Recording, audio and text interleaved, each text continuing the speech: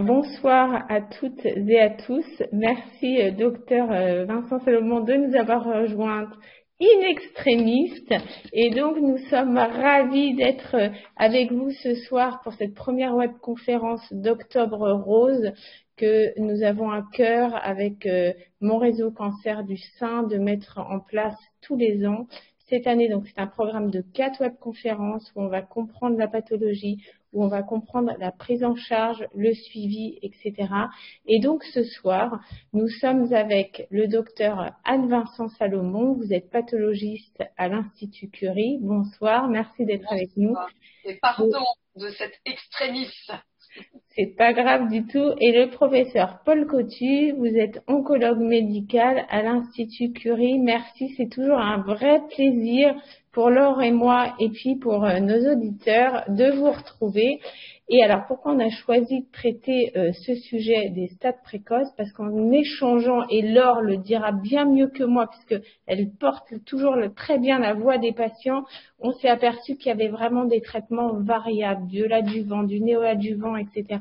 Et que pour comprendre, en fait, ces parcours différents, il fallait d'abord comprendre les spécificités des tumeurs, et ça, c'est vraiment le rôle du docteur Vincent Salomon, des pathologistes en général, qui vont aller regarder la tumeur, quels sont les signaux, etc. Et puis après, les résultats sont envoyés à l'oncologue qui va décider en RCP du parcours de soins de chacune des patientes. Donc, je laisse la parole à Laure et je vous souhaite à toutes et tous une très belle webconférence. Alors bonsoir, moi je suis ravie de vous retrouver ce soir. C'est le début du mois d'octobre et on a effectivement eu envie de faire une webconférence qui s'adresse à énormément de personnes. C'est-à-dire toutes ces femmes qui démarrent leur parcours de soins. Et juste pour rappel, on n'a jamais prévu de tomber malade. Donc en fait au début, on n'a pas de repère. On est un peu perdu. On est évidemment très angoissé d'avoir cette mammographie suspecte et ce premier rendez-vous dans un centre spécialisé pour la prise en charge du cancer. Et l'idée de cette conférence, c'est que finalement ce soir, les patientes, les proches, et puis en replay bien sûr, on puisse retrouver ces informations pour mieux se repérer, mieux comprendre. Parce que nous, on réalise en tant que patiente que quand on a mieux compris ce qui nous arrivait, quelle était notre maladie, on comprend mieux en fait la proposition de soins que vous nous faites. Et on est plus sereine parce que sinon on est un peu paniqué de se dire mais pourquoi j'ai pas le même traitement dans le même ordre, etc., etc.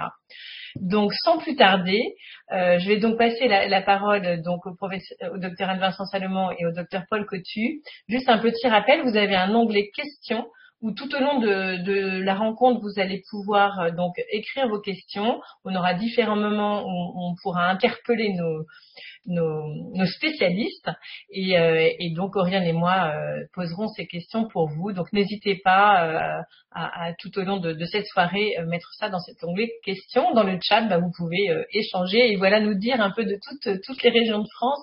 Je vois déjà qu'on est un peu partout, donc ça fait très plaisir parce que je crois aussi que nos grands médecins ont à cœur que finalement un peu partout cette information pertinente arrive dans tous les coins de France. Donc on est ravis, très bonne soirée et je vous passe la parole. Alors juste, c'est une question redondante, donc je vais faire le point. Il y a un replay qui est sur la page YouTube dans quelques jours de mon réseau cancer du sein. Donc si vous voulez le revoir, vous aurez le loisir de le revoir. Si vous voulez le transférer à des amis de la famille qui n'ont pas vu et pour lesquels c'est important de comprendre aussi votre maladie ou celle de quelqu'un d'autre, voilà, c'est fait, c'est dit. Merci beaucoup et bonsoir à toutes et à tous. Bonsoir, bonsoir, bonsoir et encore merci pour votre invitation et merci à toutes celles et tous ceux qui sont là avec nous. Alors on va rentrer dans le vif du sujet assez rapidement avec, vous allez voir, des éléments généraux d'introduction et puis on va vous proposer un déroulé alternatif en conclusion en fait qui essaye de retracer les différentes étapes de la prise en charge. Donc voilà, donc on a été présenté encore une fois, on est très heureux d'être avec vous ce soir et d'essayer de faire passer des messages qu'on espère intelligibles et utiles pour la compréhension du trajet du cancer du sein au stade précoce. Alors pour commencer, je pense qu'il faut bien remettre en place des définitions pour bien comprendre ce dont nous parlons. on distingue en cancérologie en général, et ça s'applique parfaitement bien au cancer du sein, ce qu'on appelle la maladie précoce. Et ce qu'on appelle la maladie précoce, c'est la maladie qui est localisée dans le sein malade et éventuellement les ganglions de voisinage. Et ça, c'est très différent de la maladie métastatique, où les cellules cancéreuses ont migré, se sont échappées de la région initiale sein et ou ganglions de voisinage pour aller dans d'autres organes. Et ce sont deux situations médicales qui n'ont rien à voir, les enjeux thérapeutiques ne sont pas du tout les mêmes, les stratégies thérapeutiques peuvent évidemment avoir des petits recoupements, mais globalement sont quand même assez différentes, et surtout les durées de traitement et les objectifs curatifs ou non curatifs ne sont pas du tout les mêmes. Le cancer du sein au stade précoce, l'objectif du soin, c'est de guérir, c'est-à-dire de faire en sorte qu'il n'y ait pas de rechute de la maladie, qu'elle soit locale ou éventuellement sous forme de métastase, qui est ce qu'on craint et ce qu'on essaye d'éviter quand on prend en charge un cancer du sein au stade précoce. Donc, ce qui veut dire que quand on prend en charge cette maladie, il y a des traitements qu'on va devoir mettre en place, et ces traitements, ce qu'on va rapidement revoir progressivement, dépendent d'un certain nombre de paramètres qui sont des paramètres médicaux et qui sont des paramètres humains, socio-économiques, socio-psychologiques, professionnels, de vie familiale, bref, toutes les composantes qui font qu'on peut et on doit proposer la meilleure prise en charge possible à la patiente qui est devant nous. Et donc, il y a des paramètres individuels, des paramètres liés à la tumeur, des paramètres liés aux comorbidités, par exemple, des patients, et bien sûr des paramètres liés au type de cancer. Et ce qu'il faut comprendre, c'est que quand on prend en charge un cancer du sein au stade précoce, encore une fois, il y a deux principes qu'on associe en permanence, mais pas toujours en même temps, et c'est souvent de manière séquentielle, donc les étapes thérapeutiques se font les unes après les autres, qui sont des traitements médicamenteux, des médicaments qui vont diffuser dans l'ensemble de l'organisme, avec pour objet principal d'éviter les métastases, et c'est la question principale à laquelle doivent répondre les médicaments qu'on utilise. Et deuxièmement, les aspects locaux, donc qu'est-ce que je fais du sein, qu'est-ce que je fais comme chirurgie, qu'est-ce que je fais comme radiothérapie, qu'est-ce que je fais sur les ganglions. Et ça, c'est absolument fondamental à comprendre. Les objectifs ne sont pas les mêmes et les indications sont médiées par tout ce qu'on va vous détailler d'ici quelques minutes. L'autre élément important à comprendre avec toutes ces histoires de médicaments et de traitements local, et quand on parle de guérison, du cancer du sein au stade précoce, ça veut dire, je le répète, éviter la rechute. Et très majoritairement, dans notre esprit, éviter la rechute sous forme de métastase, parce que ce qui met en jeu la vie des patients, c'est essentiellement les métastases quand il y a des organes qui sont considérés comme vitaux, le poumon, le foie, le cerveau, etc., qui peuvent être atteints par l'existence de métastases. Et de manière assez simple et qui reste véridique. Le cancer du sein a une évolution qui n'est pas linéaire au fil du temps, avec des éléments de rechute qui sont pour partie précoces. Vous voyez ce pic-là qu'on voit dans les 2-3 premières années, qui suivent le diagnostic de la maladie. Et puis, on observe aussi des éléments plus tardifs.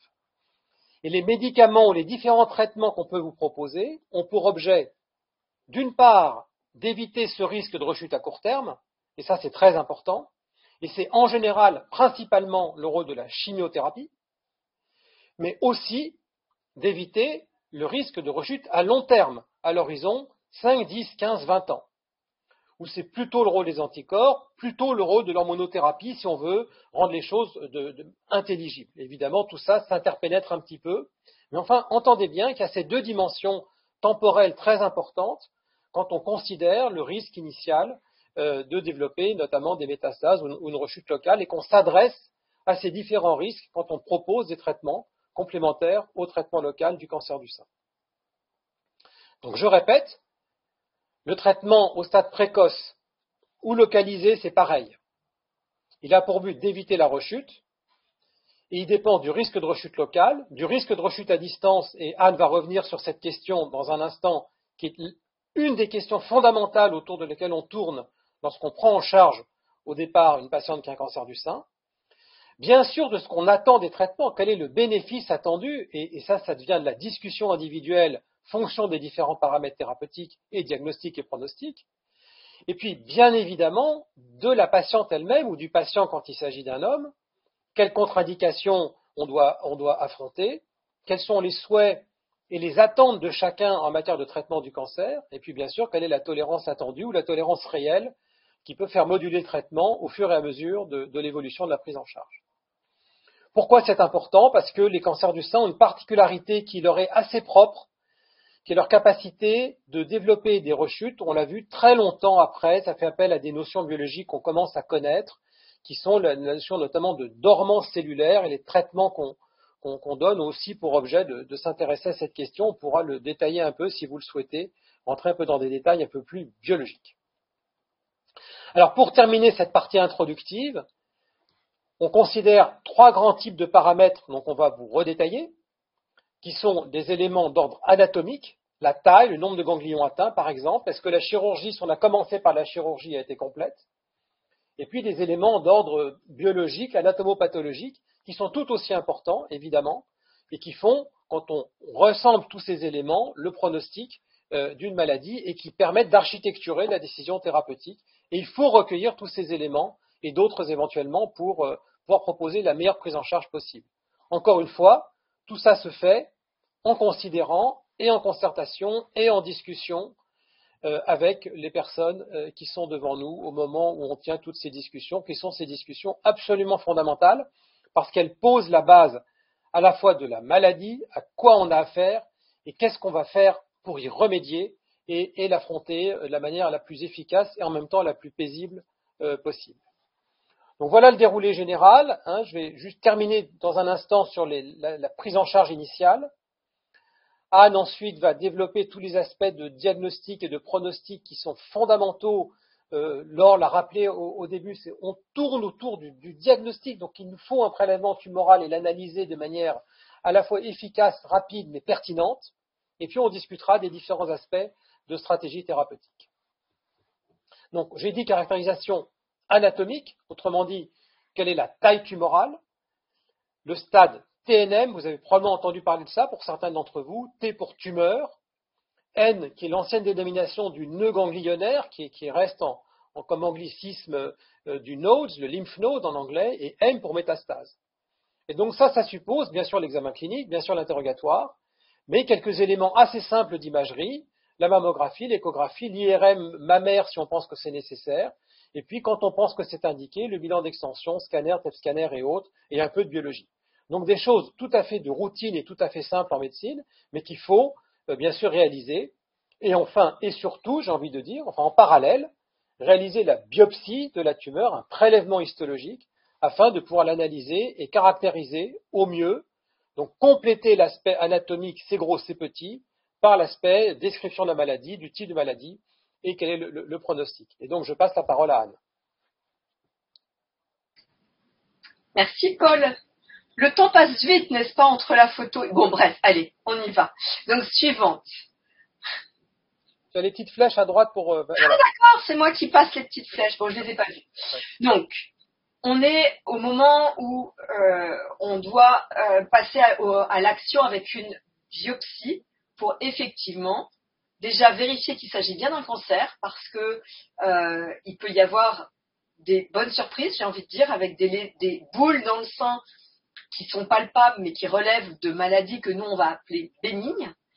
Et ensuite, comme vient de l'évoquer Paul, de quel type de cancer s'agit-il, puisqu'on sait tous qu'il n'y a pas un cancer du sein, mais des cancers du sein, et que les progrès de la biologie visent à documenter extrêmement précisément cette diversité des cancers, mais ensuite, avec toujours comme pensée, qu'est-ce qui va être utile cliniquement.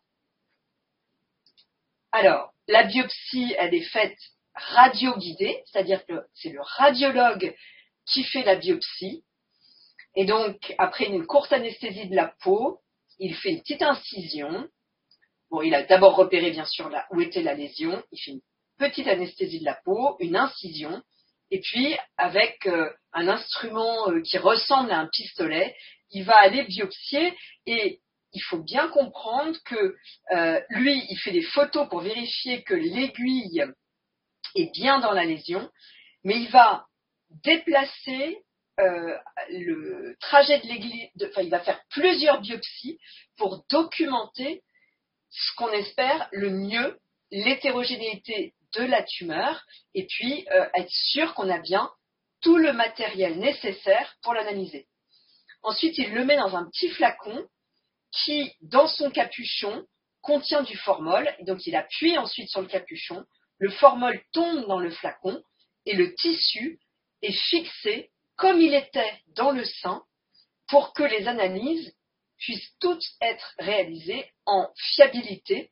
Et ça, c'est vraiment très important que le radiologue mette tout de suite le formol sur le prélèvement pour qu'il soit préservé au mieux et pour que les analyses soient les plus fiables possibles. Alors, quelquefois, il va compléter son geste par un biopsie d'un ganglion si, par échographie, il a identifié un ganglion. Ça peut être une biopsie, c'est-à-dire la biopsie, on emmène vraiment du tissu et quelquefois, il se contente pour les ganglions de mettre une aiguille. Donc là, c'est pas un trocard avec un vrai stylet qui va emporter un fragment de tissu, mais juste une aiguille qui va récupérer quelques cellules. Et donc, le niveau d'information qu'on pourrait donner sur une fonction cellulaire à l'aiguille, c'est y a-t-il ou non des cellules cancéreuses, y a-t-il ou non des cellules métastatiques dans ce ganglion, mais on ne peut pas dire grand-chose d'autre. Alors que l'analyse du tissu, on va le voir dans un instant, elle est beaucoup plus informative et elle est indispensable pour poser le diagnostic le plus précis possible. Donc, ça, c'est un espèce de schéma qui résume toutes les différentes étapes de l'analyse et ce qu'on peut donner comme information. Donc, le radiologue nous donne les biopsies. Ces biopsies, on les a mises à fixer. Puis ensuite, donc ça fixe au minimum 6 heures et au maximum 36 heures. Et ensuite, les pathologistes vont les mesurer et les mettre dans des petites cassettes, les imprégner, remplacer toute l'eau qui constitue les tissus pour les durcir par de la paraffine. C'est ce qu'on appelle les blocs de paraffine. Ces blocs sont ensuite très délicatement coupés par des techniciens avec qui on travaille main dans la main, comme les collègues cliniciens travaillent main dans la main avec les infirmières. Et ils nous font des coupes tissulaires de 3 microns d'épaisseur. Ils en font une bonne dizaine à partir de chaque biopsie pour pouvoir, d'une part, colorer. Et moi, je regarde sous le microscope et maintenant à l'écran d'ordinateur, on va colorer avec de l'hématéine, éosine et du safran. Donc ça donne des colorations différentes suivant les composants du tissu.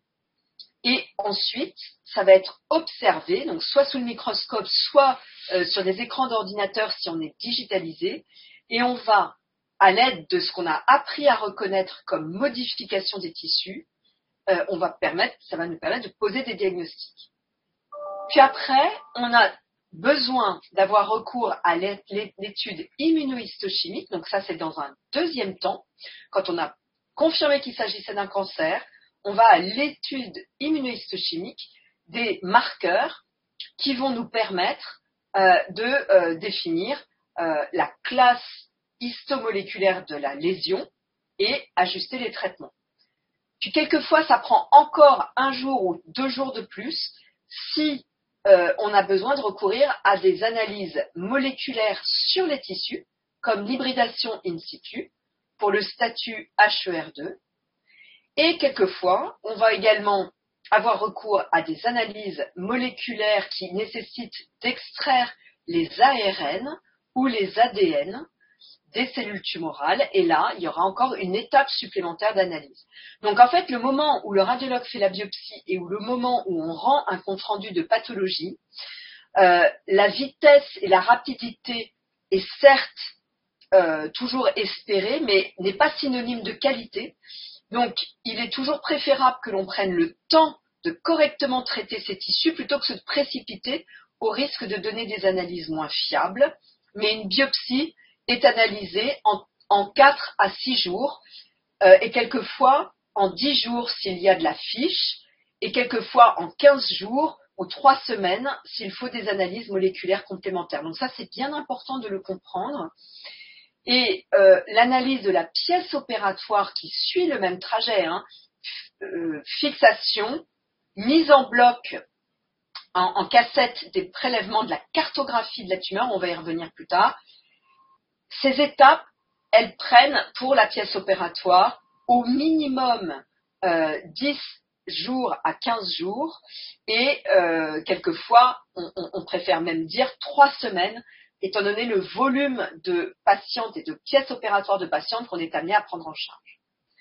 Et ensuite, tous nos résultats vont être transmis aux collègues cliniciens et on va se réunir en réunion multidisciplinaire pour ajuster les prises de décision de traitement. Alors, si on veut, là on a éliminé les lésions bénignes, ce serait une autre conférence et pourquoi pas une autre fois. On doit classer les cancers dans 2 grandes catégories qui donneront des parcours de traitement différents, in situ ou un cancer infiltrant. Ça, c'est le premier niveau d'analyse. Et les maladies in situ seront également classées en 2 grandes catégories, canalaire in situ ou lobulaire in situ. Lobulaire in situ, ça s'arrête généralement, l'histoire va généralement s'arrêter à la biopsie ou à la chirurgie. Et chirurgie, ensuite, rien d'autre. Le canalaire in situ, ça va de la biopsie à la chirurgie et c'est complété par de la radiothérapie. Et ensuite, on s'arrête là. Mais le cœur du sujet ce soir, avec Paul, on va vous parler des cancers infiltrants. Donc les cancers infiltrants, on a déjà évoqué le fait qu'il y avait beaucoup de formes de cancers différents et la première grande variété biologique, c'est au niveau des types histologiques. Donc ça, c'est des mots qui sont inscrits sur les comptes rendus de pathologie. C'est la première ligne. À côté du mot de carcinome infiltrant, il y a un terme qui traduit le type histologique. 2 types non spécifiques, c'est-à-dire que c'est défini par, en fait, on ne reconnaît aucun type spécifique. Et quels sont-ils ces types spécifiques? Le premier, 15% des cas, c'est lobulaire, puis ensuite, une sorte de type histologique qui, pour l'instant, n'impacte pas la prise en charge thérapeutique. Et c'est pour guider les femmes qui sont avec nous, si elles ont leur compte-rendu d'anapath, c'est ces termes-là. Alors, ensuite, donc voilà, ça c'est une photo à plus fort grandissement, il y a une grande variété de types histologiques. Ensuite, le pathologiste, avec le cancer qu'il a sous les yeux, il doit définir son pronostic. Et le premier élément pronostic, c'est le grade histopronostique. Et 3 paramètres vont être analysés par le pathologiste. Si la tumeur est différenciée ou non, là sur les photos, on voit que différenciée, ça veut dire qu'elle reproduit les petites glandes, et ces 2 tumeurs-là ne font pas de glandes, donc elles ne sont pas différenciées. Ensuite, on va apprécier la taille des noyaux et enfin compter les mitoses.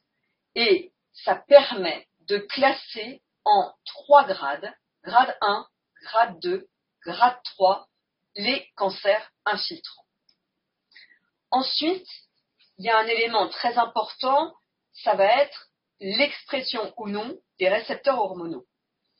Une tumeur est dite récepteur hormonaux positive si au moins 10% des cellules tumorales sont positives.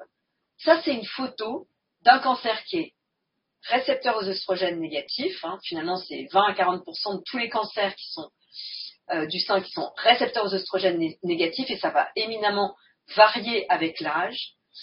Et puis, la très grande majorité quand même des cancers du sein sont récepteurs aux oestrogènes positifs et on va bien voir qu'ils sont hormonodépendants.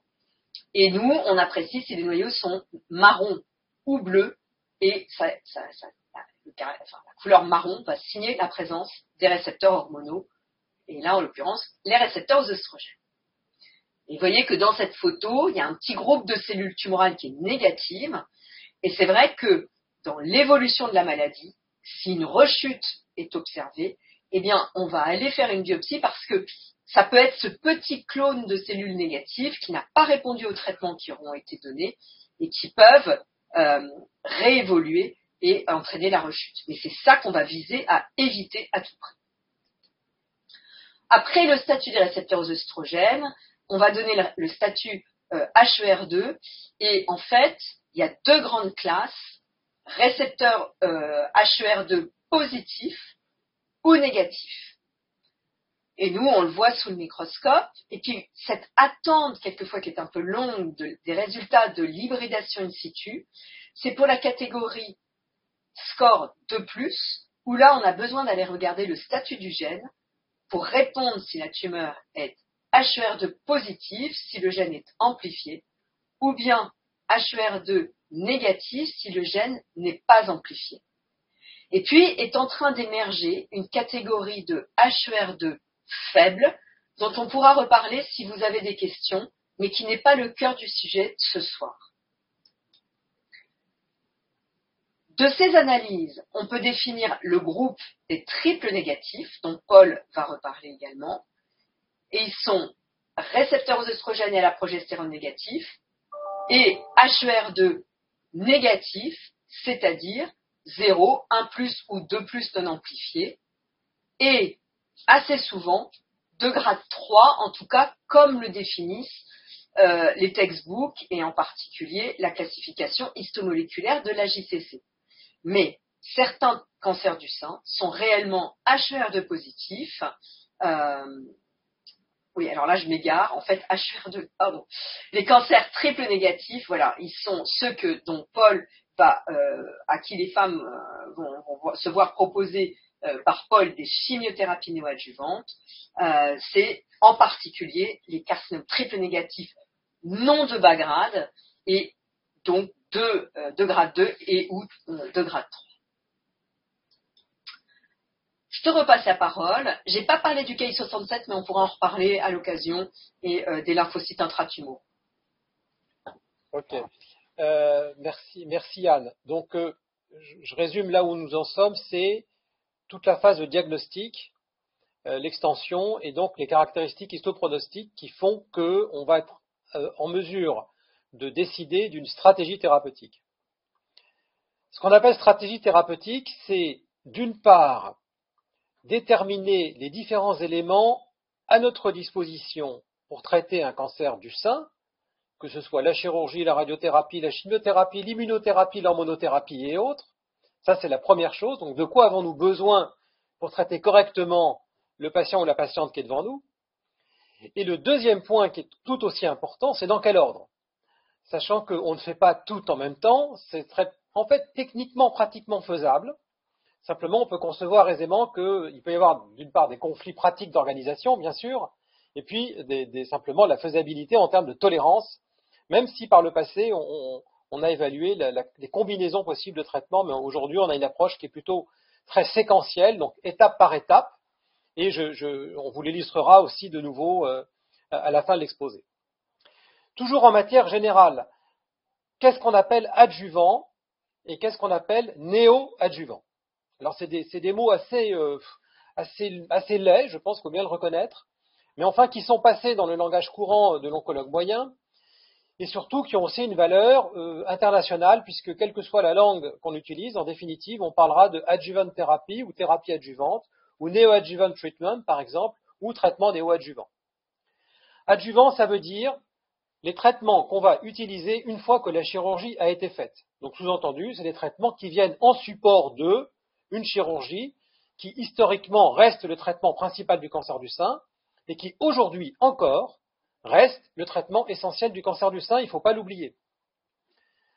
Le traitement néo-adjuvant, ça ne veut pas dire que c'est nouveau, c'est simplement qu'on le place avant la chirurgie, et c'est ça que ça veut dire. Et donc, un certain nombre de situations où on est amené, pour diverses raisons, je vais y revenir un peu, à évaluer le cancer en proposant un traitement médical avant l'opération, et ça en général deux objectifs. Le premier, c'est souvent des tumeurs un peu volumineuses, et ça permettra une chirurgie plus facile, voire d'augmenter la chance de conserver le sein, en admettant que ce soit un objectif partagé entre les praticiens qui s'occupent de la patiente et de la patiente elle-même. Et puis deuxièmement, ce qui s'est beaucoup développé depuis quelques années, et on va y revenir aussi tout à l'heure, c'est la notion de réponse au traitement, de réponse histologique. Autrement dit, un cancer en place dans le sein, on le traite médicalement et qu'est-ce qui devient avec ce traitement. Et ça a un intérêt pronostique tout à fait fondamental et ça permet de compléter les traitements, ce qu'évidemment on ne pourrait pas faire si on faisait la chirurgie d'abord. Une fois que le cancer est enlevé, évaluer ce qui se passe sous traitement, c'est beaucoup plus difficile. Donc on peut l'illustrer de la manière suivante. Tumeur en place, on a fait une biopsie, et la première question qu'on va se poser, c'est dois-je ou devons-nous proposer une chirurgie de première intention ou devons-nous proposer un traitement médical de première intention? Schématiquement, une petite tumeur, ce qu'on appelle petite tumeur, c'est-à-dire moins de 2 cm, et sans envahissement ganglionnaire, en tous les cas décelable, avec l'imagerie conventionnelle, l'écho, l'IRM, le scanner, et éventuellement, si on avait un doute, on a fait un prélèvement ganglionnaire, comme l'a évoqué Anne tout à l'heure, et ce prélèvement est négatif, autrement dit, il n'y a pas de cellules cancéreuses décelables. Et ça, c'est la situation qui reste la situation la plus courante. Donc, l'idée là, pour cette situation, c'est, on va faire une chirurgie de première intention, et tout l'effort qui sera fait derrière, c'est ce que vient de vous décrire Anne, c'est caractériser le risque et adapter les traitements médicaux derrière. Mais on peut aussi, pour diverses raisons, proposer un traitement médical de première intention, le traitement néoadjuvant, donc traitement médical premier. Et ce traitement médical premier, il a pour but de faire réduire la tumeur et d'évaluer la réponse au traitement. Comment est-ce qu'on évalue cette réponse? On l'évalue d'abord cliniquement, donc il y a un trajet. On donne ce traitement médical, c'est la plupart du temps de la chimiothérapie, mais pas toujours. Donc il n'y a pas de 100% de chimiothérapie, il y a d'autres options possibles en fonction des situations. Mais c'est majoritairement de la chimiothérapie. La réponse au traitement, eh bien, c'est l'évaluation clinique régulière en consultation, c'est de l'imagerie intermédiaire, et ce traitement médical de première intention dure en général à peu près 6 mois, grosso modo. Une fois que ces 6 mois sont passés, eh bien, on opère la patiente, on enlève le sein s'il faut, on garde le sein si on peut, et si bien sûr c'est le désir partagé de la patiente, et puis donc on évaluera la réponse, comme je l'ai dit, au niveau histologique, de manière à ajuster le traitement médical post-opératoire, que ce soit la poursuite de la chimiothérapie, la poursuite d'anticorps, des traitements alternatifs si besoin, ou plus rien s'il n'y a plus rien à faire parce que le traitement a été parfait, et bien sûr le positionnement de la radiothérapie, qui se positionne, sauf exception, toujours après l'acte chirurgical. Et donc là aussi, il y a des éléments de caractérisation donc très importante, biologique, histologique, secondaire au traitement médical premier. Et Anne, peut-être tu peux y revenir quelques minutes. Oui, alors, ce qu'il faut bien comprendre, c'est que là, ça ne va pas forcément être après chimiothérapie, c'est photo et peu importe. Une fois qu'on a opéré la patiente, qu'il y a eu un traitement médical d'abord ou pas, finalement. Voilà. Donc, de toute façon, nous, cette pièce opératoire nous est confiée et on lui fait, comme je disais tout à l'heure, on la fixe le plus soigneusement possible en proportion avec la quantité de formol nécessaire pour que tous les tissus soient bien fixés, après l'avoir ouverte, mesurée, identifié où était la tumeur, et un geste extrêmement important en fait qui est de préciser la taille tumorale, puisque en imagerie, la mesure de la taille peut être imparfaite. Elle est dans la plupart des cas très cohérente et très concordante avec la mesure par le pathologiste, mais ensuite c'est cette taille mesurée par le pathologiste qui va être utilisée pour la suite des décisions. Et on peut à ce moment-là mesurer exactement la distance par rapport à la limite chirurgicale, aux berges chirurgicales. Et là, vous voyez qu'il y a des petits fils, la petite chose noire là, qui dépasse de la pièce opératoire, c'est un fil que le chirurgien a placé pour nous aider à orienter les berges de la tumeur, enfin les berges de la pièce opératoire et préciser la distance par rapport aux berges. On regarde également dans le plan superficiel et le plan profond, qui sont des plans anatomiques. On ne peut pas aller plus loin, parce que le chirurgien enlève jusqu'à la peau et enlève le plan profond jusqu'au plan pré-muscle pectoral. Mais on va mettre de l'encre sur cette pièce opératoire, de l'encre de Chine, qui peut être bleue, comme on voit ici. Là, vous voyez, il y a du bleu ou là du vert, qui ensuite nous permettent, à l'analyse sous le microscope, de bien dire s'il y avait des cellules tumorales qui étaient au contact de cette encre ou non. Et là, vous voyez qu'il y a une petite différence, enfin une petite distance, c'est moins d'1 millimètre, et ici, c'est largement plus d'1 millimètre. Donc, on le précisera très clairement dans le compte-rendu pour notre collègue chirurgien. Mais avant d'aller aux lames histologiques, on a fait notre macroscopie, c'est-à-dire qu'on a échantillonné la tumeur en cassettes, on a mis des petits prélèvements dans des cassettes, ça va être déshydraté, imprégné de paraffine, coupé, et l'analyse histologique sera réalisée. On fait pareil pour les ganglions qui nous sont confiés, on les fixe, on les coupe, on les ouvre, on les fixe, et on les examine après qu'ils aient été coupés en petites coupes de 3 microns, et on analyse sous le microscope la présence de toutes petites micrométastases, là, qui mesurent entre 0,2 et 2 mm, ou une macrométastase à plus de 2 mm. Donc, toutes ces précisions doivent figurer pour nos collègues cliniciens. Alors, quelquefois, au-delà des informations qu'on a données, donc type histologique, caractère infiltrant, le grade, la taille, la présence d'emboles, la distance de la tumeur par rapport aux berges, on va devoir donner des informations complémentaires moléculaires au-delà de l'immunohistochimie. Donc, on a abordé la question de l'hybridation in situ et de la fiche pour le statut HER2. Et quelquefois, il faut extraire les ADN et les ARN de la pièce chirurgicale, et on va appeler ça des analyses tumorales, par opposition aux analyses qui sont faites sur une prise de sang, où là, on analyse essentiellement l'ADN constitutionnel ou l'ADN tumoral circulant. Mais là, encore une fois, l'ADN circulant, c'est pas le sujet du jour. Donc, quand est-ce que Paul me demande de faire des analyses à partir de l'ARN tumoral pour aller étudier les signatures pronostiques? En France, et à l'initiative de Paul et Suzette de la Loge, on s'est tous mis d'accord, enfin, en France, on s'est mis d'accord en Île-de-France déjà, pour commencer, mais c'est des référentiels qui sont quand même suivis par beaucoup de nos collègues en France, et puis on espère faire ce qu'il faut pour que ça devienne des référentiels nationaux. Donc il y a deux situations, soit la patiente est ménopausée, soit elle ne l'est pas, et il faut bien comprendre que ces signatures pronostiques que Paul me demande, c'est pour les tumeurs qui expriment les récepteurs aux œstrogènes, donc RO ou RE, suivant l'écriture qu'on choisit pour les récepteurs aux œstrogènes, positives, et HER2 négatives.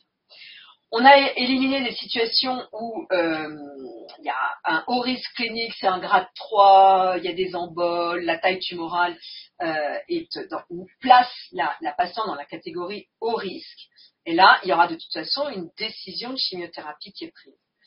Et puis, il y a des situations de bas risque où tous les signes sont au vert, il n'y aura pas de chimiothérapie. Mais dans les situations intermédiaires, ça va nous donner des informations précieuses. Et si la patiente est ménopausée, qu'elle ait ou non un ganglion envahi sous le bras, on va réaliser ce test génomique. Et en fonction du test, on va décider ou non de la chimiothérapie. Si le test donne une catégorie de risque à haut risque, il y aura une décision de chimiothérapie adjuvante. Et si le risque est faible ou intermédiaire, il s'agit d'une femme ménopausée, il n'y aura pas de chimiothérapie néoadjuvante. Pour cette extraction d'ADN ou d'ARN, on doit repartir sous notre bloc de paraffine. Les techniciens vont couper ces blocs, mais cette fois-ci pas à 3 microns d'épaisseur, mais à 10 microns d'épaisseur. Et ensuite, les collègues en génétique vont gratter le matériel tumoral qu'on aura bien individualisé sur les lames, et les extractions d'ADN et d'ARN seront faites. Alors, il y a d'autres situations que les signatures transcriptomiques, et je me rends compte, Paul, qu'on n'a pas forcément laissé la situation où la patiente était non ménopausée, mais ça, tu pourras peut-être le réaborder après. Et en fait, le principe est le même.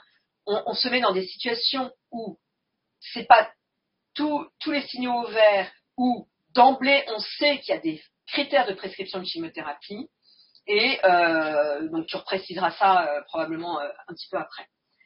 Mais il y a une autre circonstance où on doit gratter le matériel tumoral comme ça, c'est lorsqu'on doit avoir accès à l'information, y a-t-il une mutation BRCA1 ou BRCA2 ou non.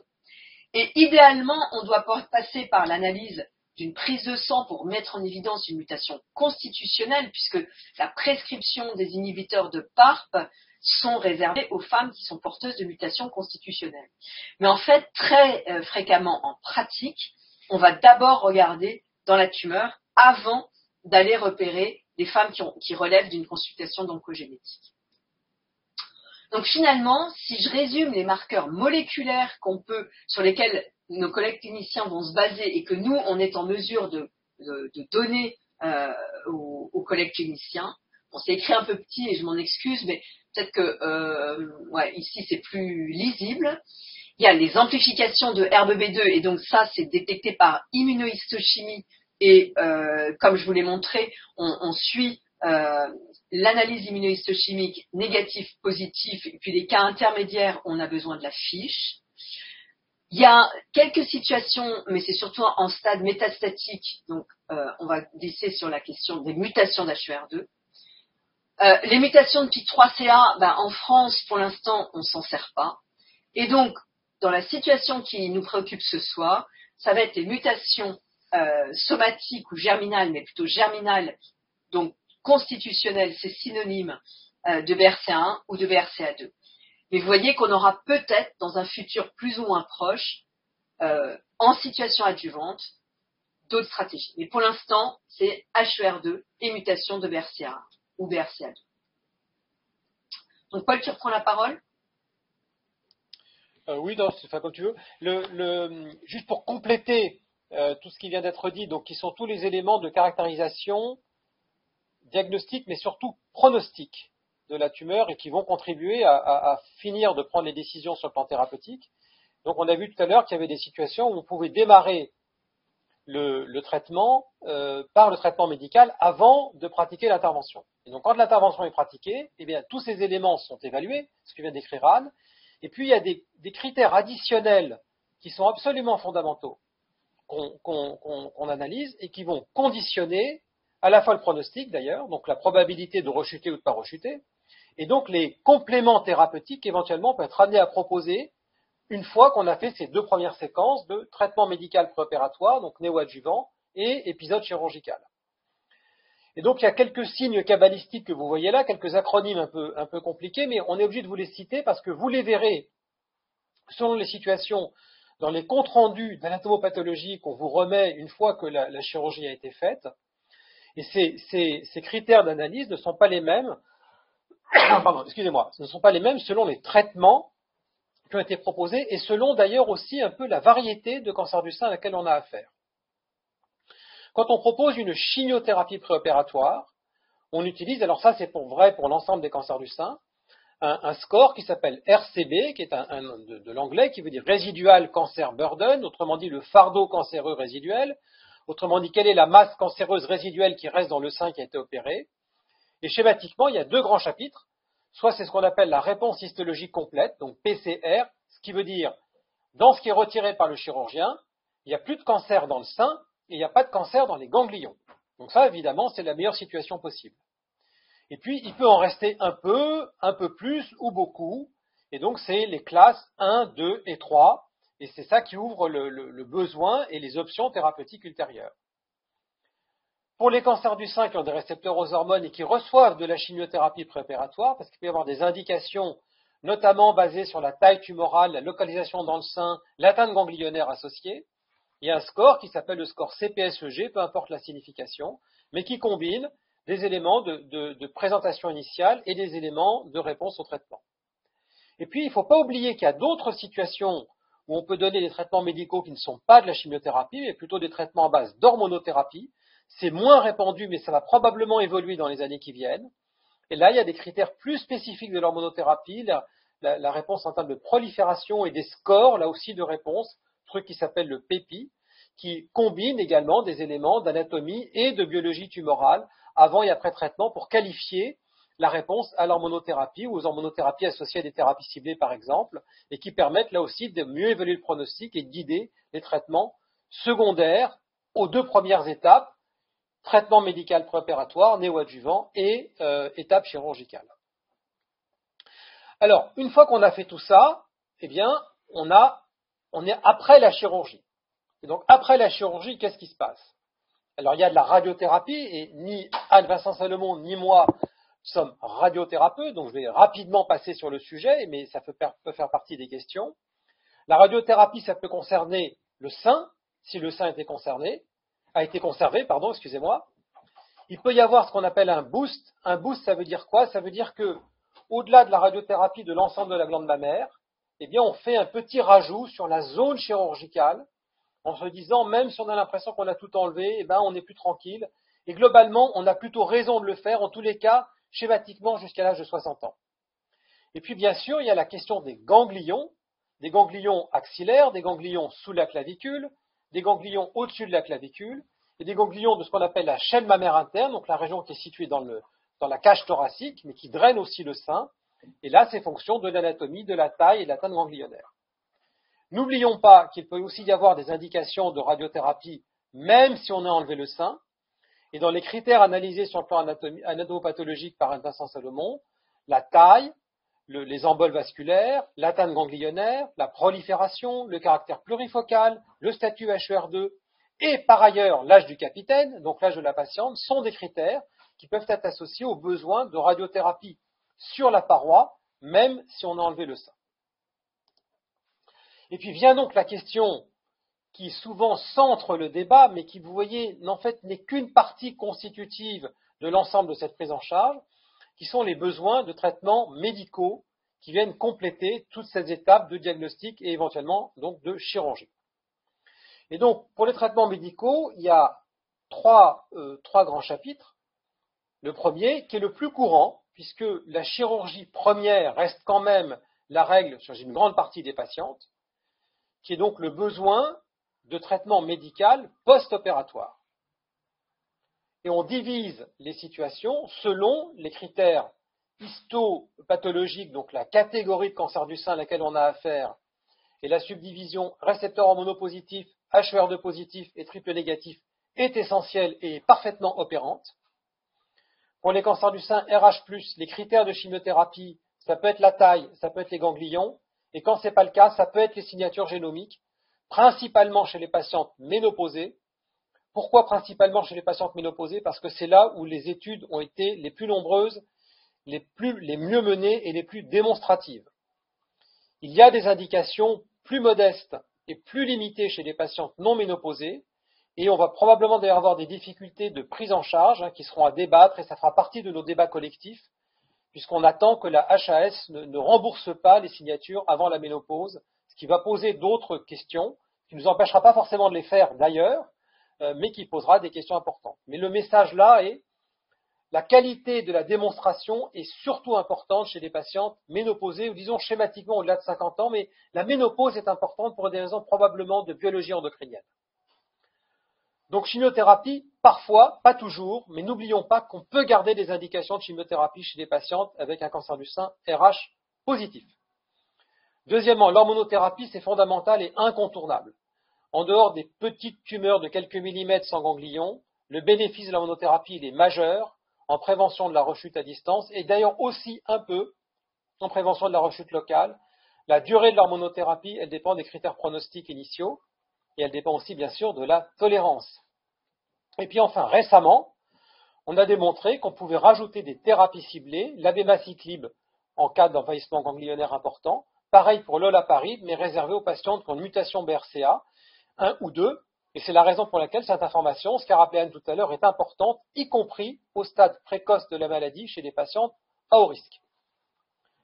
Pour les cancers du sein HER2 positifs, quelques points fondamentaux. Une fois que la patiente a été opérée, et opérée en première intention, la chimiothérapie est incontournable. C'est la chimiothérapie qui fait le bénéfice majeur. L'Herceptile, le trastuzumab, rajoute quelque chose, mais tout seul ne marche pas, ou très peu, ou en tous les cas est notoirement insuffisant. Et c'est la combinaison des deux qui fait que ces cancers-là, aujourd'hui, HER2 positifs, bien traités, font partie des cancers du sein au stade précoce qui ont de très loin le meilleur pronostic. L'hormonothérapie, elle peut être indiquée s'il y a un peu de récepteurs hormonaux associés. Et puis, j'ai mis en plus un médicament qui s'appelle le nératinib, qui est une thérapie ciblée orale, qui peut se donner dans quelques formes rares, où il y a des récepteurs hormonaux, mais quand même des ganglions atteints. C'est des situations très particulières. Pour vous donner une idée, à Curie, où on prend en charge plusieurs milliers de cancers du sein chaque année, on doit faire 2 ou 3, allez 4 prescriptions de nératinib par an, donc ça vous donne une idée de la rareté de l'indication. Et puis enfin, dernier chapitre, les cancers triple négatifs au stade précoce opérés d'emblée, donc même de petite taille, ont, sauf exception, une indication de chimiothérapie. Il y a des formes rares, il y a des formes histologiques particulières, et c'est là où la distinction des sous-types de cancer du sein et le dialogue avec les pathologistes est essentiel pour comprendre à quoi on a affaire, mais majoritairement, il y a une indication de chimiothérapie, et parfois aussi d'olaparib en cas de mutation BRCA associée, de facteurs de risque de gravité associés. S'il y a une indication de traitement médical néoadjuvant, donc avant la chirurgie, pour les cancers hormonopositifs, c'est soit la chimiothérapie, soit l'hormonothérapie, essentiellement pour les patientes ménopausées, l'hormonothérapie, c'est là où la démonstration a été le mieux faite. Les critères de choix vont dépendre de la taille, de l'âge, de la prolifération, bref, de critères histopathologiques, on les a vus amplement tout à l'heure, bien sûr de l'acceptabilité des traitements, mais ça c'est implicite pour toute décision médicale, et du résultat attendu. Pour les cancers, mais juste sachez que pour les cancers du sein RH+, en matière de conservation mammaire par exemple, on a montré que la chimiothérapie et l'hormonothérapie avaient le même impact. Pour les cancers du sein HER2 positif, c'est la même chose qu'en adjuvant, c'est chimiothérapie et, donc et, pas ou, mais et médicaments ciblant HER2, où là on aime bien combiner le trastuzumab et si possible le pertuzumab qui est un deuxième anticorps, notamment pour les tumeurs volumineuses ou qui a un envahissement ganglionnaire important. Et puis enfin, pour les cancers du sein triple négatif, la chimiothérapie toujours, ça vous avez compris, c'est le cœur du réacteur du traitement du cancer du sein triple négatif, mais on a la démonstration et l'AMM quasiment pour les cancers du sein triple négatif avec le pembrolizumab qui est une immunothérapie, donc c'est une des rares indications d'immunothérapie dans le cancer du sein aujourd'hui. On augmente les taux de réponse, on augmente la réponse histologique complète, le RCB PCR dont je parlais tout à l'heure, avec donc des toxicités associées, mais ça rend service en matière de résultats. Et puis le dernier chapitre médical qui va permettre de synthétiser tout ça, c'est qu'est-ce que je peux être amené à faire si j'ai fait un traitement néoadjuvant. Donc j'ai mis les médicaments que je viens d'évoquer et on considère qu'il y a besoin de faire quelque chose. Pour les cancers du sein RH positif, en général, il n'y a pas d'indication de chimiothérapie aujourd'hui après traitement néoadjuvant, sauf dans quelques situations où on a choisi de faire une hormonothérapie pour des raisons de type histologique par exemple, des niveaux d'expression des récepteurs, mais malgré tout ça, il reste quand même beaucoup de maladies. Là, on peut proposer une chimiothérapie post-opératoire. L'hormonothérapie, elle est toujours indiquée, on l'a vu, c'est le même principe que la situation adjuvante. Thérapie ciblée, c'est la même chose. Pour les cancers du sein HER2 positifs, le traitement néoadjuvant, il est indiqué, je vous ai dit, ces tumeurs schématiquement plus de 2 cm ou avec atteinte ganglionnaire. Si le reste de la maladie, donc c'est RCB 1 ou 2 ou 3, après la chimiothérapie initiale, l'indication aujourd'hui, c'est un anticorps drogue conjugué, un médicament qui s'appelle Kadcyla. Ça a changé la survie des patientes. Si la réponse histologique est complète, la chimiothérapie c'est terminé et c'est juste l'herceptile, le trastuzumab. Le raisonnement sur l'hormonothérapie ou le nératinib, c'est la même chose que précédemment.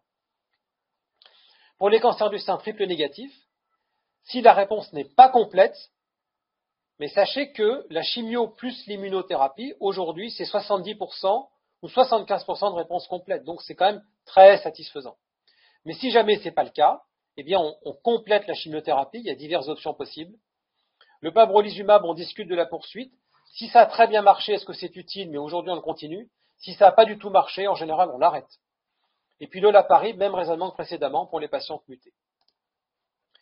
Donc en résumé, et puis après ça on pourra discuter, il y a une série d'étapes qui sont absolument infranchissables, nécessaires, les unes après les autres, incontournables, je veux dire, pardon, les unes après les autres. Tout d'abord, donc, il y a la tumeur dans le sein. On palpe quelque chose, c'est une mammographie de dépistage. Deuxième chose, on fait le point diagnostique, la biopsie, le bilan, l'imagerie, la biologie, le PET scanner et tout le bazar, selon les indications. Le PET scanner n'est pas toujours indiqué, ça dépend essentiellement de la taille. Troisièmement, une fois qu'on a tout ça, on fait une RCP, réunion de concertation pluridisciplinaire, et on propose à la patiente une stratégie. On opère d'abord, on fait un traitement médical d'abord. Pour vous donner une idée de proportion, aujourd'hui, les cancers du sein triple négatifs et HR2 positifs, donc qui AE2 représentent à peu près 25% des cancers du sein, on fait grosso modo 2 tiers de traitement néoadjuvant, 1 tiers de chirurgie première. Pour les cancers du sein RH+, c'est plutôt 3 quarts de chirurgie première et un petit quart de traitement néoadjuvant. Ces proportions vont certainement fluctuer au fil des années. Et donc, on a bâti là notre première étape de stratégie thérapeutique qui, dans un cas comme dans l'autre, amène au geste chirurgical. Deuxième histologie, deuxième anapathe, et donc deuxième RCP. Une fois que j'ai mes résultats, j'ai opéré, j'ai des résultats complémentaires qui dépendent ou pas du traitement médical préopératoire, et donc j'ai d'autres décisions à prendre. Ces d'autres décisions, c'est je complète ou pas le traitement derrière, je fais de la chimio, j'en fais pas, je la continue pas, je fais de la radiothérapie, je fais pas de radiothérapie. Et puis enfin, les étapes ultérieures, quand il y a une indication d'hormonothérapie, c'est-à-dire schématiquement toutes les patientes qui ont des récepteurs aux œstrogènes exprimés, c'est le temps de l'hormonothérapie, plus ou moins des thérapies ciblées, on l'a vu ponctuellement, ça peut durer 5 à 10 ans, et c'est tout l'énorme chapitre de l'après-cancer et de la gestion des conséquences médicales, psychologiques, sociales, professionnelles, individuelles, intimes, etc., de ce qui aura été fait, et même, évidemment, bien sûr, de l'hormonothérapie. J'attire juste l'attention sur une dimension essentielle pour finir, qui est la notion de temps. Je crois que je l'ai mis d'ailleurs dans une petite remarque dans le chat. Le cancer du sein, c'est globalement, et dans l'immense majorité des cas, une maladie qui est une maladie lente, ce qui veut dire qu'on a le temps de faire un bon diagnostic. Anne le rappelait au départ, tout ça prend du temps, mais accordez-nous le temps de faire les choses correctement, et c'est comme ça que les soins seront bien faits. Deuxièmement, chaque étape thérapeutique prend un certain temps, et effectivement, le paradoxe auquel nous sommes confrontés, nous, collectivement, c'est la différence entre l'intensité thérapeutique qui peut occuper un an et demi, et un truc qui fait 2 cm dans le sein, dont on pourrait se dire j'opère et puis c'est terminé. Mais toute l'expérience médicale acquise depuis 30 à 40 ans nous a montré le contraire. Et donc il faut comprendre qu'il y a ces différentes séquences qui peuvent prendre quelques semaines au début, 4 à 8 semaines grosso modo de phase de diagnostic initial, d'évaluation du pronostic et de construction de la stratégie de traitement, plusieurs mois quand il y a de la chimiothérapie notamment de traitement en englobant l'acte chirurgical, quelques semaines de radiothérapie, et puis les années ultérieures quand il y a à la fois la gestion des séquelles s'il y en a, et bien sûr de l'hormonothérapie. Donc des temporalités différentes, mais du temps passé, et tout ce temps est conçu comme un moment d'investissement par nous tous, et les patients les premiers bien sûr, de manière à éviter ce qu'on craint tous, qui est l'apparition de la maladie métastatique, qui change l'affaire, qui change le pronostic et qui change la vie considérablement. Voilà, j'espère qu'on a été à peu près clair avec tous ces éléments. Et on va finir par les innovations, le meilleur pour la fin, bien sûr, sur les aspects récents. Alors, de ce qui est récent, j'entends par là, qui est mis en place, c'est-à-dire qu'on utilise, qui sont des éléments récents, mais qu'on utilise. Signature génomique, on en a reparlé, les indications vont être reprécisées par l'autorité de santé, mais c'est devenu une routine, même si c'est relativement récent. Deuxième chapitre récent, mais qui est très important, et vous avez compris, on a beaucoup insisté sur la question, qui est le caractère devenu systématique, disons, de la réflexion sur l'intérêt d'un traitement médical préopératoire, donc néoadjuvant. Ça redresse le pronostic. C'est très vrai pour les cancers du sein HR2 positif, triple négatif. C'est certainement vrai pour une partie des cancers du sein RH positif. Et puis enfin, à venir, plein de choses, peut-être l'analyse d'image. Anne, tu veux en dire quelque chose? Ton micro.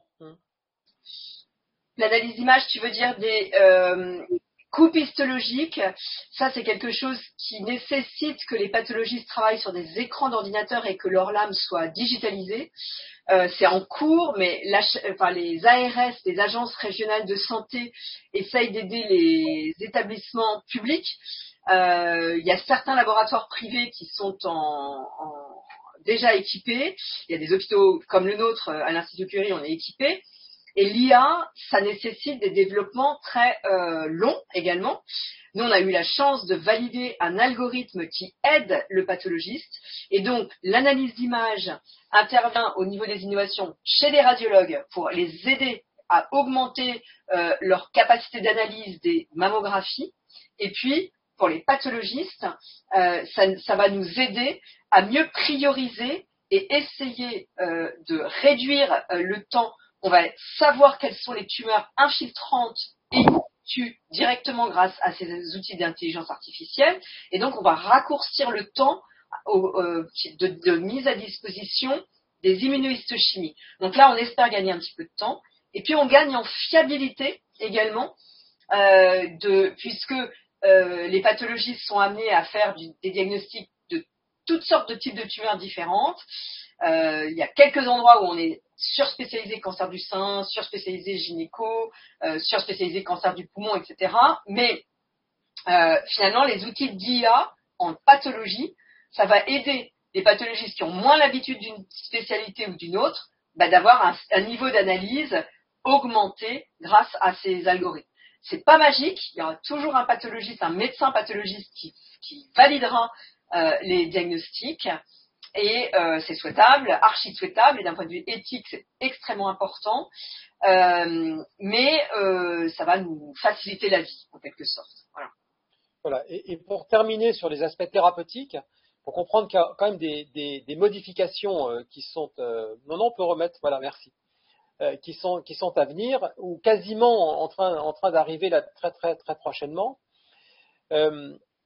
Il faut bien comprendre que tout ce qu'on a essayé d'expliquer repose sur un ensemble de données absolument monumental et qui a permis d'établir un certain nombre de standards thérapeutiques qui sont pour beaucoup pas prêts de changer. Donc c'est là-dessus qu'on s'appuie pour réfléchir où est-ce qu'on peut faire mieux. Faire mieux, ça veut dire mieux adapter les traitements, c'est par exemple la place des signatures, mais c'est aussi donner des traitements potentiellement plus efficaces. Parmi ceux-ci, il y a plusieurs familles de médicaments qui sont en train d'arriver, qui sont très éprouvés chez des patients qui ont des métastases, mais dont l'idée est de voir l'utilité avant les métastases.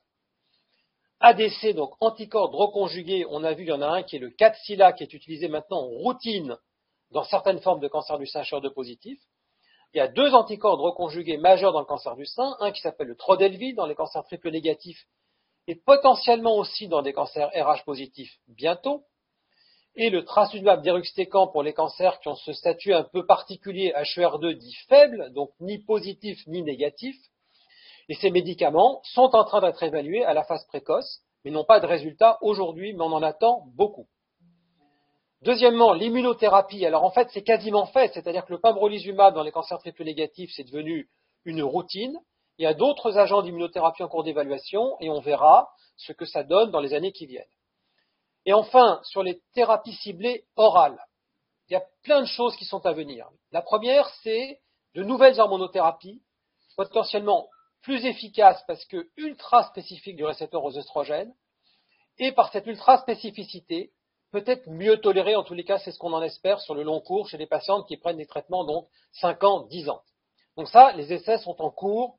Il faudra patienter quelques années pour avoir les résultats, mais on en attend beaucoup.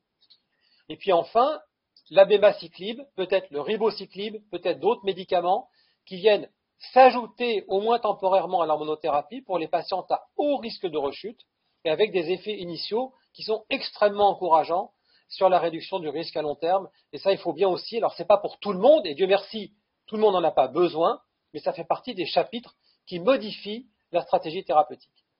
Et puis, dernière chose, je reviens un tout petit peu sur la radiothérapie, parce que vous l'avez peut-être entendu parler, cette notion de fractionnement, c'est-à-dire ce qu'on appelle le fractionnement, c'est le nombre de séances.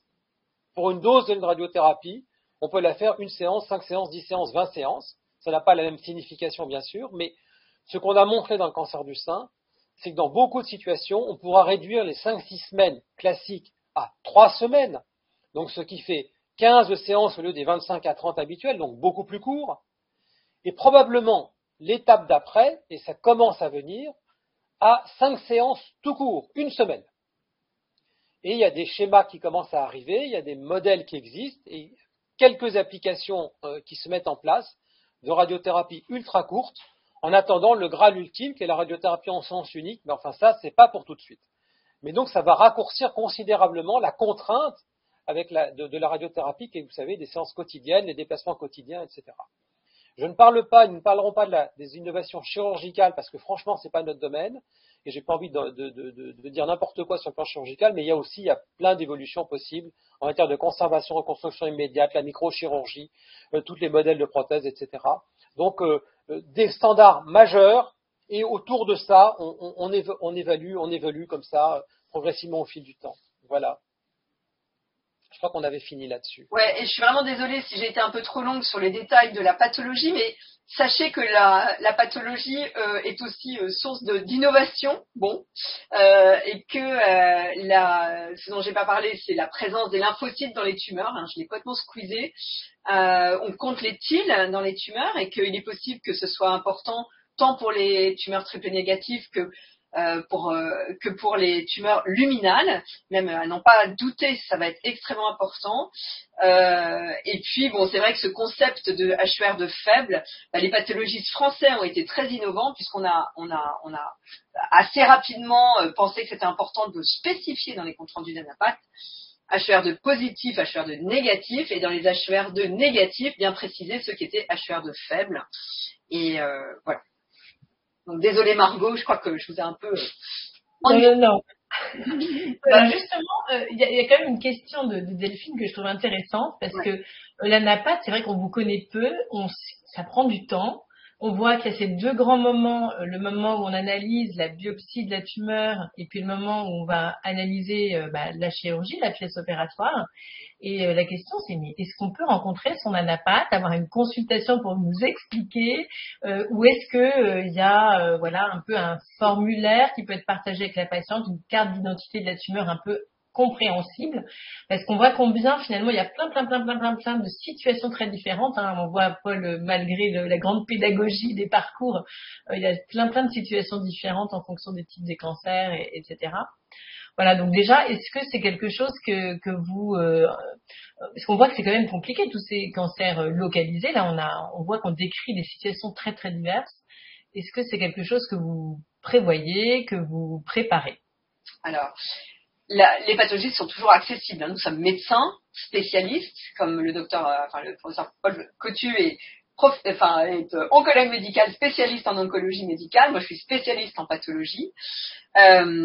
Donc, on est toujours accessible, mais on est peu nombreux en France et il y a beaucoup de travail. Donc, peu d'entre nous sont en capacité d'organiser des consultations. Ça se fait aux États-Unis. Néanmoins, je pense que les comptes rendus d'ANAPAT, ils sont structurés avec généralement renseignement clinique, le titre, le renseignement clinique, la macroscopie, c'est-à-dire l'examen de la biopsie ou de la pièce opératoire, puis la description histologique et enfin la conclusion. La description histologique, elle est faite pour les pathologistes, les collègues pathologistes qui seraient amenés à relire les lames pour qu'ils visualisent ce qu'on a vu. Et la conclusion, on espère qu'elle est la plus synthétique possible pour que nos collègues qui ont de nombreuses patientes à recevoir en consultation ne perdent pas de temps à rechercher très précisément les infos nécessaires pour les décisions thérapeutiques. Alors, cette checklist de la conclusion des comptes rendus, elle peut être... en fait, il faudrait faire un lexique de ces comptes rendus. Donc ça, c'est un chantier qui peut tout à fait exister. Mais c'est vrai que la personne de mieux que la personne qui va décider des traitements ne peut expliquer les contenus de la conclusion. Paul a bien insisté sur HER de triple nég. Il y a de nombreuses situations où vous allez proposer du néoadjuvant. Alors, bien expliquer ces phénotypes, eh bien, personne de mieux que celui qui décide des traitements avec la patiente pour lui expliquer pourquoi il le fait. Ensuite, ce que j'ai pas du tout montré, mais alors là j'aurais été encore plus dans les détails de l'ANAPAT, la réponse histologique au traitement, on la regarde dans le sein, dans les ganglions. C'est une combinaison de la diminution du nombre des cellules tumorales et de la présence ou de l'absence de métastases dans les ganglions. On fait un scoring et ce RCB, là dont tu as parlé, Paul, on le met. Ça, c'est probablement aussi très abstrait. Alors, on fait des photos et la digitalisation de la discipline va faciliter encore mieux, je pense, si besoin, si une patiente exprime le besoin de voir, parce que ça peut très bien s'entendre, qu'on ait besoin de voir pour mieux comprendre contre quoi on lutte. Eh bien, Paul, je sais que tu montes des photos JPEG aux patientes. Là, maintenant qu'on est digitalisé, c'est pas encore complètement accessible de la même façon. Mais il y a toujours moyen de montrer ces images. Et ça, c'est quelque chose qu'on peut tout à fait mettre sur pied si on s'aperçoit que c'est une demande. Voilà. Et enfin, les lames et les blocs appartiennent aux patients, bien sûr. Nous en sommes les gardiens, mais ça appartient aux patientes. Merci beaucoup. Alors, on a vu toutes ces innovations en termes de prise en charge, de traitement néoadjuvant qui sont de plus en plus nombreuses, d'anatomopathologie aussi. Docteur Vincent Salomon, vous nous avez dit quand on a préparé avec Laure qu'aujourd'hui, il y avait même des marqueurs que vous recherchiez qui n'ont pas forcément d'utilité aujourd'hui, mais qui, dans des perspectives à venir, par exemple HER2 faible, etc., on peut le voir sur son compte-rendu d'anapath, mais c'est pas quelque chose aujourd'hui qui va forcément guider la décision. Alors, ça ne décide pas de la décision en situation précoce, comme ce dont nous parlions aujourd'hui. Mais il est possible, en situation métastatique, on est content d'avoir l'information existante sur la tumeur primaire. On va de toute façon réanalyser les marqueurs sur la métastase. Mais au moins, ça existe et on sait exactement au début comment était la maladie. J'ai évoqué les lymphocytes dans la tumeur, enfin ces TIL, si certaines ont entendu cette expression, des TIL. Et c'est vrai que nous, on a choisi de le mettre systématiquement sans tenir compte du phénotype dans nos comptes rendus, et on a été suivi par de très nombreux pathologistes, au moins en Île-de-France. Et eh bien, voilà, la recherche, il y a des papiers qui sortent et la recherche est en constante évolution. Là, l'ESMO, dans quelques semaines, amènera des nouveaux résultats. Il semblerait y avoir des résultats autour des cancers luminaux et de l'immunothérapie. Donc, peut-être qu'un jour, ce sera important d'avoir cette notion. Voilà, en fait, il y a tout ce que le pathologiste voit, il vaut mieux qu'il le décrive, puisque finalement, c'est son métier et lui seul qui permet de définir ses paramètres. S'il ne le dit pas, alors qu'il les a vus, ça va rester une information cachée. Donc, il vaut mieux que l'information structurée et accessible, pratico-pratique pour le collègue clinicien soit très claire. Tout ce qu'il lui faut pour décider de façon fiable, efficace, rapide, soit disponible. Mais ensuite, qu'il y ait des informations supplémentaires, eh bien, ça prépare l'avenir. Et c'est vrai que moi, j'ai des yeux de pathologiste chercheuse et que c'est vrai qu'il y a des sujets qui me semblent importants, qui le seront peut-être pas, ou d'autres qui, au contraire, prendront une grande importance dans un futur proche. Voilà. Paul, je ne sais pas si tu veux commenter plus. Non, en deux mots, je pense que et comme prescripteur, en l'occurrence, oui. Et pour repartir de la notion d'explication du compte-rendu d'anatomopathologie, la manière dont je le fais en consultation, c'est que j'essaye de souligner, au-delà de l'aspect un peu technique parfois du libellé, les éléments qui sont utiles en matière. Il y a 3 sujets qu'il faut aborder avec les patientes, c'est la variété de cancer à laquelle on a affaire, parce que le chapeau RH+, HER2 triple nègre, on va se travailler toute la vie, et ça, il faut que ce soit clair. Deuxièmement, la gravité potentielle, donc ça c'est le pronostic. Est-ce que c'est potentiellement grave ou pas? Pour l'aspect biologique, à côté des aspects anatomiques que j'évoquais, la taille et les ganglions. Et troisièmement, quels sont les éléments là-dedans qui nous sont utiles pour la décision thérapeutique? Qu'est-ce qu'on va tirer du compte-rendu d'anapath comme aide à la décision de traitement en se disant ça peut être utile et ça sera pas utile. Et là-dedans, RH+, HER2, tout ça c'est carré, c'est clair. Ki67, pas mal. Les TILS, c'est l'avenir. Voilà. Mais c'est l'avenir en plus d'eux, c'est pas à la place. Il faut bien comprendre que tout ça va rajouter des éléments de compréhension et d'aide à la décision. Et je pense que c'est la manière intéressante de le faire. Tout ça a un sens. Et donc l'idée, c'est de donner le sens, pas la direction, mais la signification de tout cet effort qui est fait pour amener le bon traitement à la bonne personne. Ou les bons traitements plutôt, aux bonnes personnes. Alors c'est sûr qu'en intelligence artificielle, il faut vraiment se dire que la France a vraiment un écosystème très dynamique de mathématiciens qui cherchent à nous faire des algorithmes utiles. On le fait avec eux, on le co-construit avec eux. Hein. C'est un travail de longue haleine. Là maintenant, les mathématiciens sont nos meilleurs partenaires en pathologie puisque maintenant on digitalise nos larmes. Et puis après, il y a des startups. Et c'est vrai que ce qu'on cherche toujours, c'est à mieux définir le pronostic.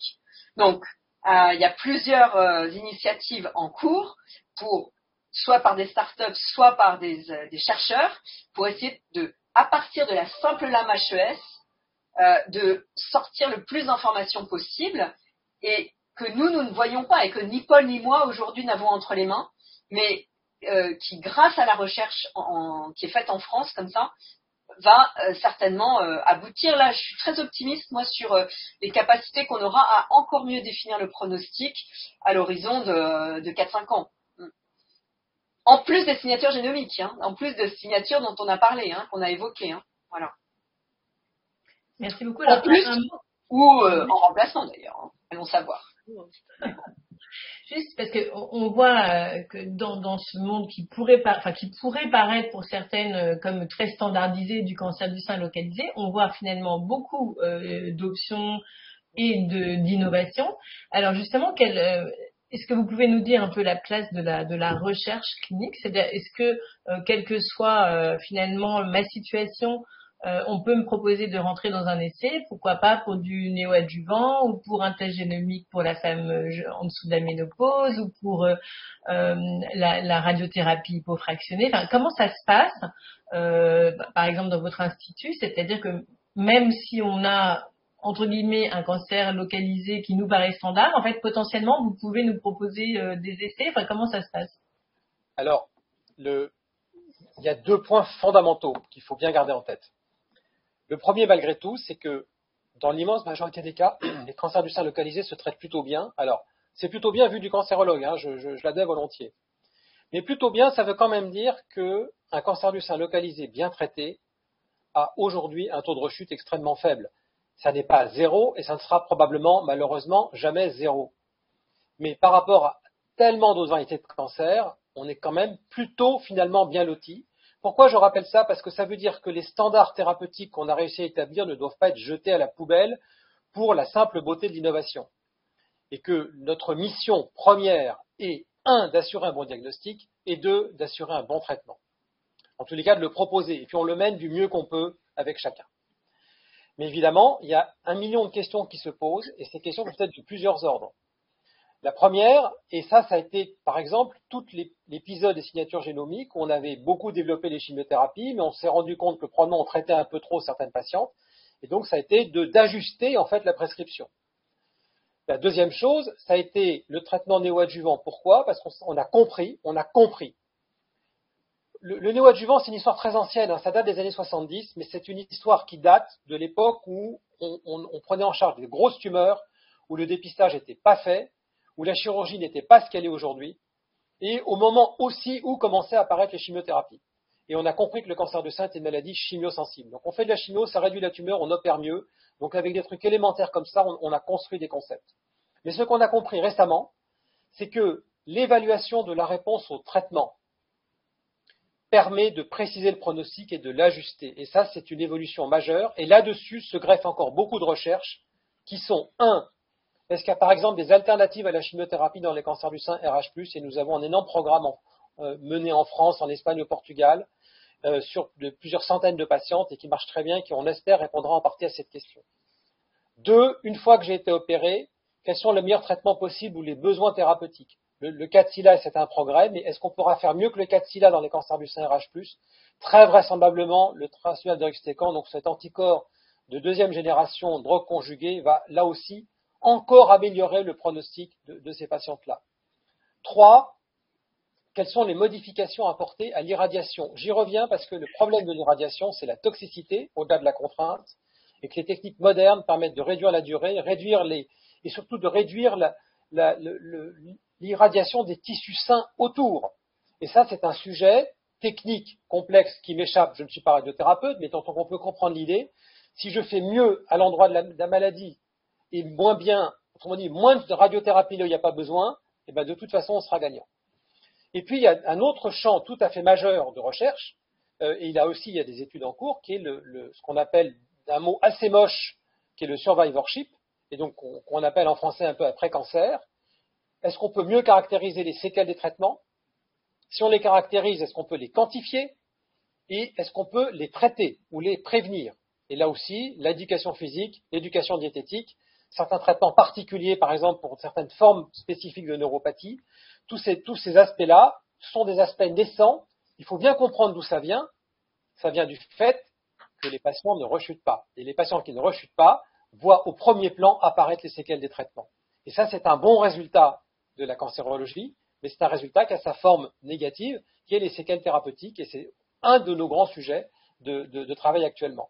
Donc j'ai envie de répondre à votre question, Laure, en disant, finalement, à chaque étape, les modalités chirurgicales, je n'y reviens pas, mais c'est aussi un sujet de débat, les modalités de radiothérapie, la meilleure indication de chimiothérapie, les modalités de chimiothérapie, les modalités d'hormonothérapie, thérapie ciblée associée, la manière dont on va arranger la tolérance de ces traitements, tout ça, il y a des essais. Alors, c'est pas toujours indiqué, les patients d'ailleurs ne veulent pas toujours, et on comprend ça extrêmement bien, ça n'est pas un problème en soi, l'idée c'est de comprendre simplement, et on essaie de proposer le ou les essais, parfois plusieurs, qui répondent à ce qui nous semble être la problématique principale de la patiente qui est devant nous, et le champ à traiter ou à améliorer particulièrement pour cette patiente-là. Donc il n'y a pas tous les traitements pour tout le monde, il n'y a pas tous les essais pour tout le monde, et ça il faut bien l'entendre aussi.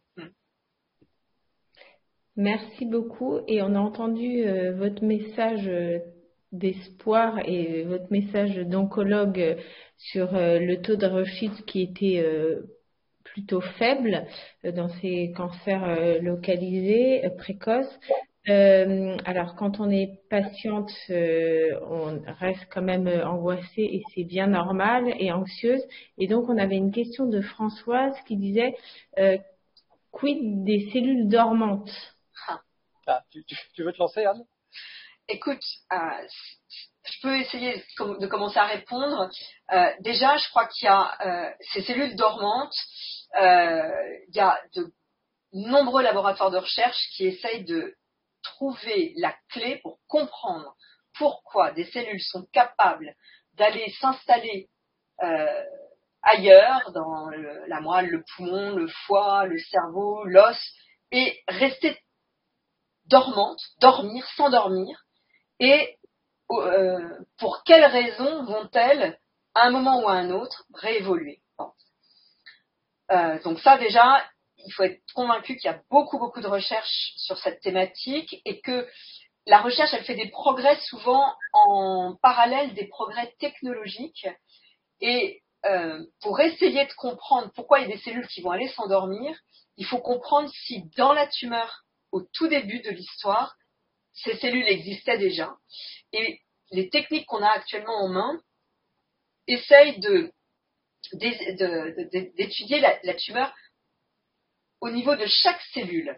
Et donc nos chercheurs, là, on leur donne une partie des pièces opératoires, enfin une toute petite partie des pièces opératoires, et eux, ils vont aller étudier en cellule unique ce que chaque cellule exprime ou n'exprime pas.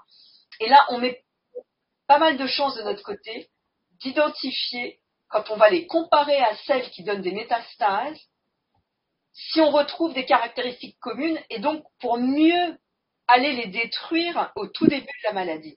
Voilà. Donc ça, c'est on a les outils technologiques pour faire cette analyse en cellule unique, d'une part. Et puis ensuite, j'ai envie de dire, il y a un message fort d'espoir là. Il y a aussi de la recherche en soins de support qui a considérablement progressé. Et il y a des grands journaux comme Le Monde qui disaient le sport, ce médicament universel. Il ne faut pas perdre de vue que la pratique du sport, alors ajustée à chacune, hein, parce que on irait me demander de faire un marathon, je serais bien embêtée. Mais faire un peu de gym le matin ou faire avec un kiné qui va bien vous accompagner et où il y a des tas d'associations, et je pense que vous en faites partie, qui valorisent, qui promeuvent cet exercice physique adapté.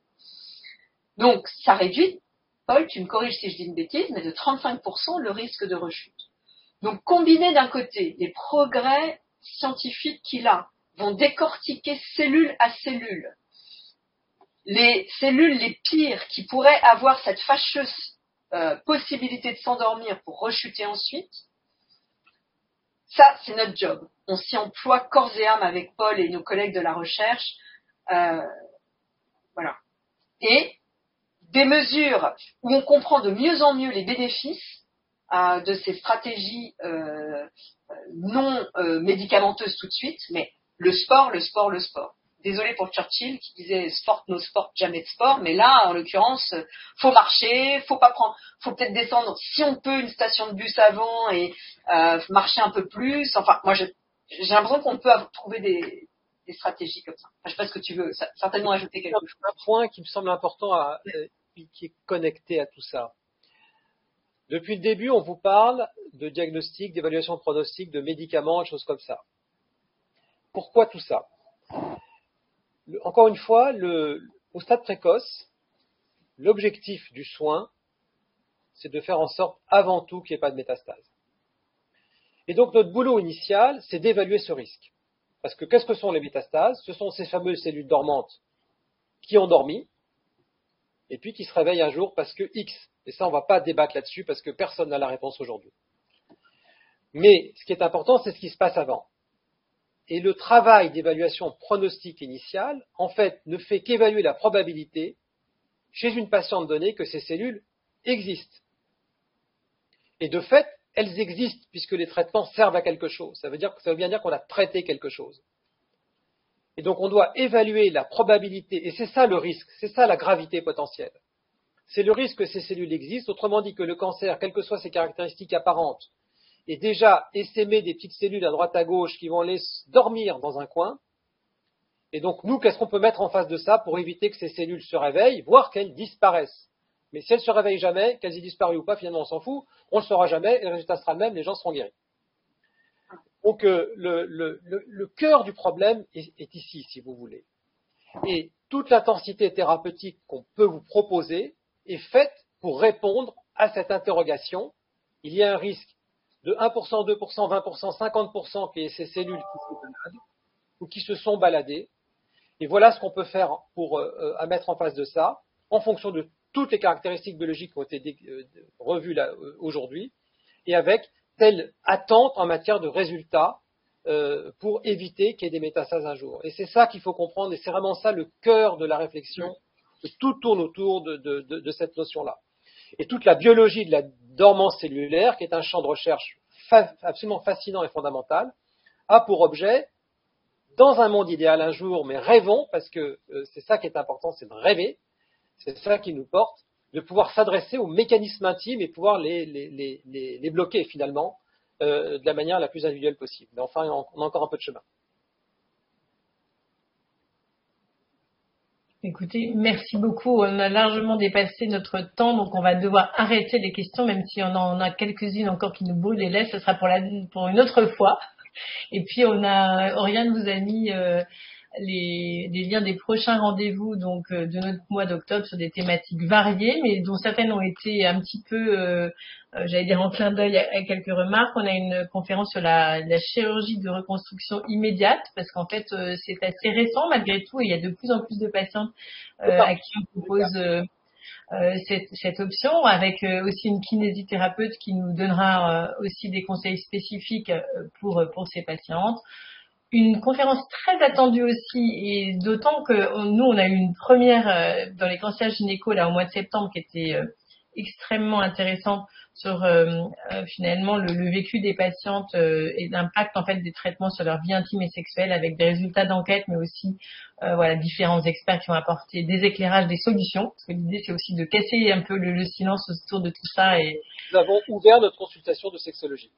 Voilà, donc ça c'est vrai que c'est très important que en fait ces informations circulent, que si on est concerné, si on a des soucis, qu'on sache que dans le centre on peut trouver des équipes spécialisées qui peuvent nous aider, nous en parler et apporter des solutions. Et alors une autre aussi qui me tient beaucoup à cœur, c'est que là on voit que sur un cancer localisé, on a beaucoup parlé de tout ce qui se passe à l'hôpital, hein. Mais on n'a pas eu le temps beaucoup d'aborder par exemple l'hormonothérapie qu'on va prendre pendant des années. Et dans différentes situations, il y a effectivement beaucoup de patientes qui ont des thérapies à la maison pendant longtemps, que ce soit donc pour un cancer localisé, voilà. Et donc on va s'intéresser finalement à comment on est accompagné quand on est avec des thérapies orales et les nouveaux rôles des pharmaciens. Voilà, donc différents rendez-vous, donc à noter dans vos agendas. Et si vous ne pouvez pas être là, il y aura des replays, donc accessibles sur nos différents sites du Mois Santé, Mon Réseau Cancer du Sein, YouTube, etc.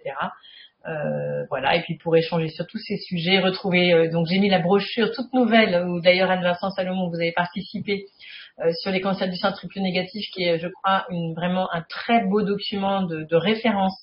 Voilà, donc qui est en ligne sur le collectif Triplet et Mon Réseau Cancer du Sein. Donc j'ai mis le lien là dans le chat. Et voilà, nous on a à cœur de vous faire circuler aussi ces informations pour que tout le monde les retrouve. Donc merci pour votre temps très précieux, votre pédagogie pour nous toutes et tous ce soir. Et voilà, je laisse à Oriane le mot de la fin et vous-même pour faire peut-être un petit mot de fin. Merci. Micro, Oriane. Faux départ, mon micro était fermé. Alors, on sait que le mois d'octobre, on l'a vu, là, les réseaux sont pleins de roses, etc. Même si c'est pas rose, hein, le cancer, on ne dira jamais assez. Et vous êtes extrêmement sollicité et je voulais vraiment vous remercier pour le temps que vous prenez à préparer ces webconférences parce qu'on le voit, il y a vraiment beaucoup de temps en amont. Et le temps de disponibilité que vous mettez à notre disposition et à celle des patientes. Donc voilà, c'est mon dernier mot de la fin, c'est vraiment vous remercier. Et je ne sais pas si Anne ou Paul, vous voulez dire quelque chose. On a animé, et je pense qu'Anne directement la même chose, par une chose qui nous anime au sens animé, hein, c'est le soin, et j'ai envie de vous dire, la qualité du soin.